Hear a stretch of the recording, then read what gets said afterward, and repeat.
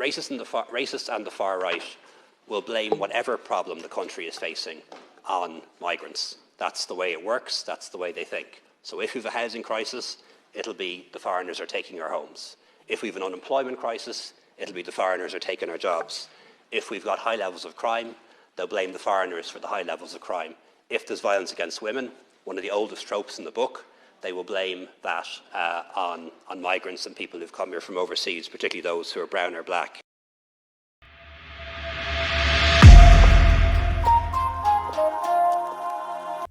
What's up? Like, share, subscribe, hit the notification bell up above for future uploads, and check out the links posted in the description down below. It's part of the channel. Thank you. I was delighted to see that video. The reason why I was delighted to see that video, and I suppose reasons are, what I noted was the content of what he was saying, first of all. And that is calling patriots and nationalists islamophobes and far right. Desperate stuff. You're losing people that are behind you in your cause, and people are walking across the street now and saying, yeah, no, I don't stand with that fella anymore. Awesome to see.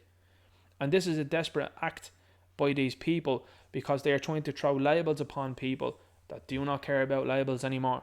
These are moves and plays from the book that would have happened in America and have been happening in America for a very long time now, but they're not working out here. It's different. Irish people are different. And what you've seen as well is the way he's delivered those remarks, which is the second thing. He's angry. And this is a guy who's known for being pretty robotic, and yet he's shown serious emotion there. It looks like he's very panicked. He looks stressed. And why wouldn't you be when your seat is potentially up for grabs? That's where the panic comes from. And the stress also comes from the people who are above you, who are obviously not happy with the optics of what's going on when they see grassroots movements turning up en masse in various parts of Ireland that are not happy with what you're doing.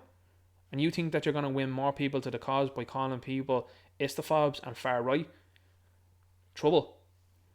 Bad news. And a guy that shouldn't even be in the position that he's in. It just goes to show you the lack of bravery and courage that's within the party of Fine Gael, that absolutely no individual within that party challenged his leadership over the litany of things that have happened in the last couple of years.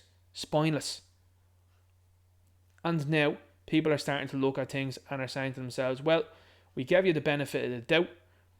You'd like to talk about the fact that you're half Indian, and some of the things that he's decided to defend over the last couple of years would certainly raise question marks amongst people who are patriots and are nationalists. I'm absolutely sure of that. And then also then you've got to look at the other thing that they like to talk about, particularly with himself. You know, we were talking about it not too long ago. This guy has no kids. So you've got to look at that situation as it is and say to yourself, does this guy truly care about the future of Eire? That's what we call it here in Ireland, by the way, for anyone that's listening outside of Ireland.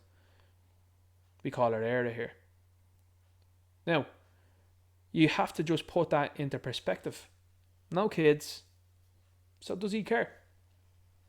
I would suggest no. What you're seeing here is an article from the 14th of the 2nd, 2021. So coming up on 2 years now. Gardaí launched criminal probe into Varadkar in wake of leak of documents. Now, as we know, that went nowhere because the DPP just decided, we're not going to prosecute him.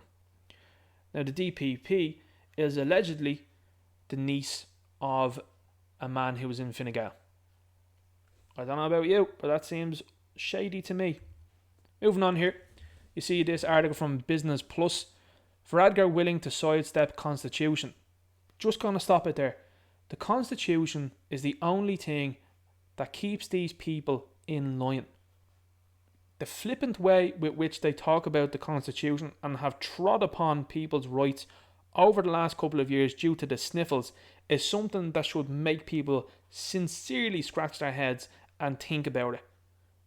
And this is the type of statement that is coming out. Sidestep the constitution to solve housing crisis. This is something that they have created. Successive governments have created this, the entirety of them in the Dáil. In my opinion, just one big party, loads of different names, pointing the finger at each other and still making things worse and worse and worse. And this fella is calling people islamophobes, for telling you something as clear as the nose in your face. Oh, the hospitals can't deal with people. The homes, we can't build them quick enough. What else can we not do? It doesn't seem like we have facilities for everybody. Okay, stop bringing people into the country then. No, you're an istafab. It's insane. 29th of December 22. This is from: the housing crisis is holding Ireland back, and a can-do, con-style response needs to be adopted, the Taoiseach has declared. Crazy. Now, to just go into that comment a little bit more, these people fully envisage granting themselves emergency powers to do out there things. Now, they're going to come at it with this housing referendum. That's going to be a big one. I'll be covering it at the time when they decide to do it. But have you not noticed that these referendums, once the government seem to pick one side, it seems, funnily enough, that side seems to win. That's very strange. And a lot of the time it's at odds with everybody that you speak to. It's usually at odds with what they say. That's weird. Anyway, we'll move on. This is from the 7th of January 2020, RIC. That's the Black and Tans, by the way, a very negative group that were here in Ireland. These were people that weren't loved by the Irish people, let me tell you that. Commemoration defended by Taoiseach Leo Varadkar, as he says all traditions should be respected. Threw that out the window pretty quickly, didn't he? When it came to patriots and nationalists, didn't he?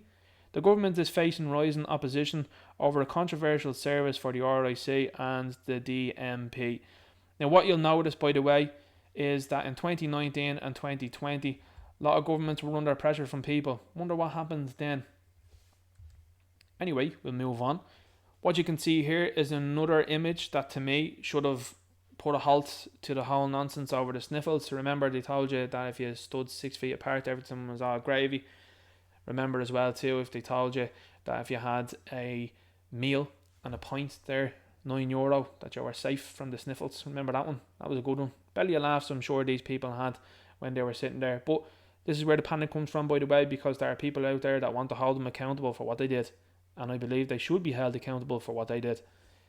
But what you can see here is children and this guy wearing the mask, and the politicians not wearing the mask. There's Varadkar himself, there's Norma Foley, there's Roderick O'Gorman, there's Jack Chambers. What do you think about that? Moving on, again, to reiterate, panic from these people, because this guy got in on count 5. 5 counts it took to secure him the votes that he needed to get back into the position that he was in. So, in my opinion, not wanted. I was always told first place is the best, second, you're doing alright, third, you're off it. But count 5 is where this guy got in. Now he's leading the country. 8,478 votes. I think if you had a Northern First candidate in his constituency, I think you'd beat that. 10,000 votes is what you should be aiming for there. Micheál Martin, count 6. Mr. Burns lookalike. And look at this guy here. This is Simon Harris. This is the Minister for Justice now. Count 15. This is a guy that's overseeing justice, by the way. And that's intrinsically linked into the Gardaí and what the Gardaí are up to. Just so you know. But count 5. I think these people can be beaten in their constituencies in elections. For sure. I absolutely believe that. You look at this here. Holding a sign. Abolish the USC. Of course, that didn't happen. That was another lie. Welfare cheats, cheat us all. But not if you're from the blue and yellow flag waving country, or if you even say you're from these places, or if you're just someone that arrived here into this country and destroyed your travel documents. Yeah, not worried about that at all. You're wearing fresh clobber, I will put you up there. We'll give you a free gaff as well too after a couple of months, and we'll tell you then that you're Irish. Magic dirt theory. Insane stuff. Then you see him here, linked in with this group. To me, you know yourself, you know what I think about this here.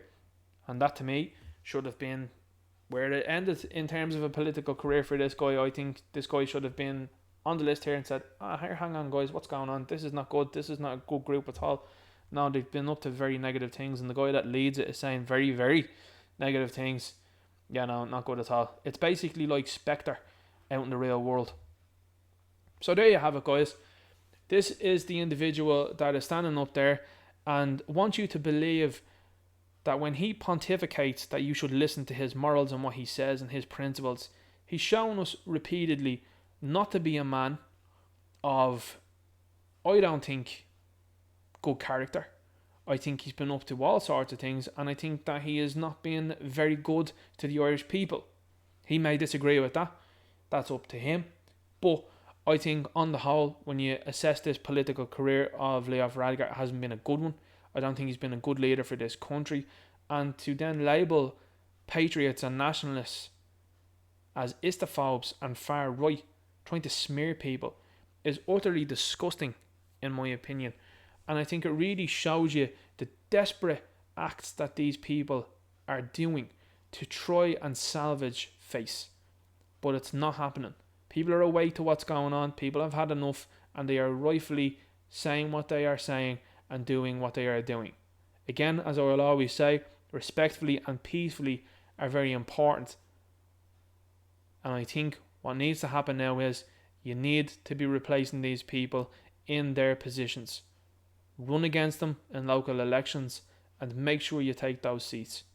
Again, as I said to people before, and I will always say, it is important that you do that. It is important now at this moment in time that people with money and influence are going to be backing patriots and nationalists, because I think that these people have a role to play going forward.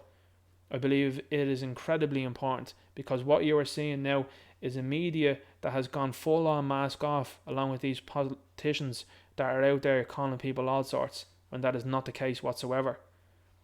This is a country that fought off the British Empire, and then you want to turn around and say, no, we're just going to replace the Brits with everyone else and just whack them into the country.